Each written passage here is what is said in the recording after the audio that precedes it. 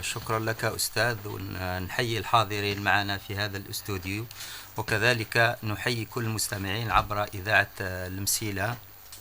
أولا بسم الله والصلاة والسلام على رسول الله. السيدات والسادة الحاضرين معنا، السيد مدير الإذاعة الجزائرية من المسيلة، السادة ممثلي أعضاء جمعية الحضنة للنشاطات الشبانية، السادة أعضاء لجنة التحكيم، السادة الأساتذة الصحفيين اللي راهم متواجدين معنا في هذا البرنامج، وكل الحضور، السلام عليكم ورحمة الله تعالى وبركاته.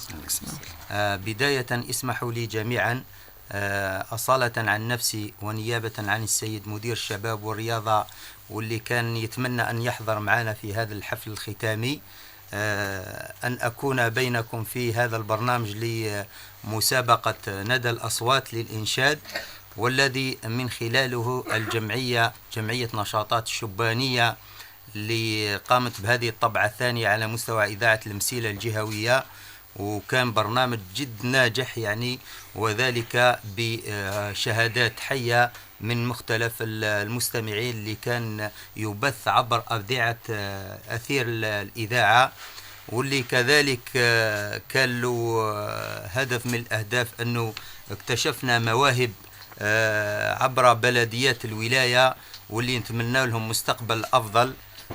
كذلك نتقدم بالشكر الجزيل إلى أعضاء لجنة التحكيم اللي بذلت هذا الجهد الكبير مع الإذاعة خلال هذا شهر رمضان، واليوم رانا متواجدين معكم في الحفل الختامي. أبواب قطاع الشباب والرياضة على مستوى المديرية مفتوحة لكم، سواء عبر المؤسسات الشبانية اللي من خلالها حتى أنه ربما تقوموا بتحضيرات أولية وترتيبات أو إلى غير ذلك.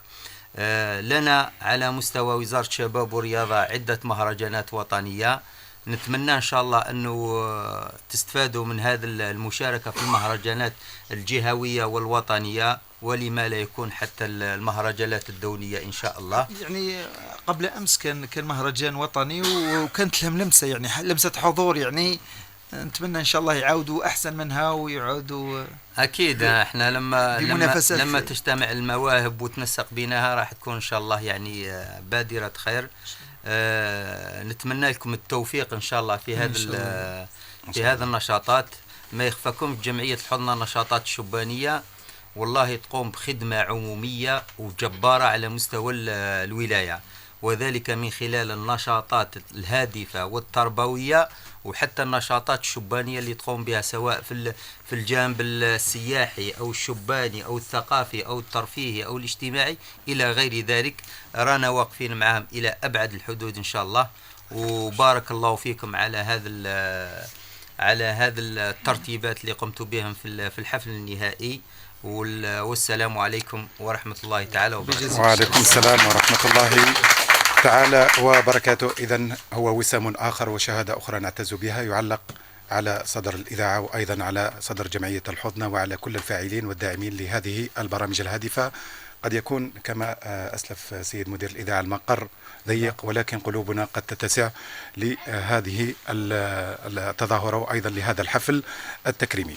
إضافة فقط برك أنه إذاعة المسيلة الجهوية اللي دائما على مستوى مديرية الشباب والرياضة هي اللي تقوم بتغطية جميع النشاطات سواء الشبانية والرياضية، وكذلك الحملات التحسيسية اللي رانا نواجه فيها داخل المجتمع، مهمة جدا. من هذا المنبر نوجه تحية إلى جميع الصحفيين، وعلى رأسهم السيد مدير الإذاعة اللي راهو تقرير دائما يسخر لنا هذا المنبر هذا، يسخر لنا الصحفيين من أجل التغطية.